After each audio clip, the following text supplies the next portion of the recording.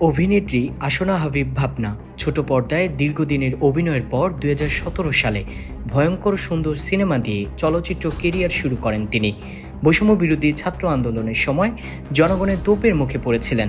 এবার নতুন করে বিতর্কে জড়ালেন ভাবনা। হোয়াটসঅ্যাপ গ্রুপ আলো আসবেই কাণ্ডে নিজের নাম লিখিয়েছেন এ অভিনেত্রী।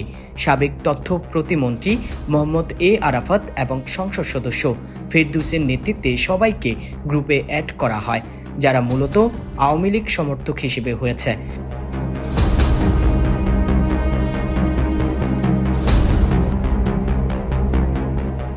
সম্প্রতি সামাজিক যোগাযোগ মাধ্যমে আলো আসবেই হোয়াটসঅ্যাপ গ্রুপের স্ক্রিনশট ভাইরাল হয়েছে, যেখানে আওয়ামী লীগ সমর্থক হিসেবে পরিচিত অভিনয় শিল্পীদের একটি দল বৈষম্য বিরোধী ছাত্র আন্দোলনকে দমানোর জন্য নিজেদের পরিকল্পনা বাস্তবায়নে বিভিন্ন কর্মসূচি নিয়ে আলাপ আলোচনা করতেন। এদিকে সেই গ্রুপে যুক্ত থাকার পরও দুই নৌকায় পা দিয়ে চলেছেন আসনা হাবিব ভাবনা। ছাত্র আন্দোলনের প্রথম শহীদ আবু সাইদকে নিয়ে ছবি এঁকে সামাজিক যোগাযোগ মাধ্যমে প্রকাশ করে মায়া কান্নার অভিনয় করেছেন এবং আলো আসবেই গ্রুপে যুক্ত ছিলেন বলে এমন দাবি তুলেছেন নেটিজেনরা।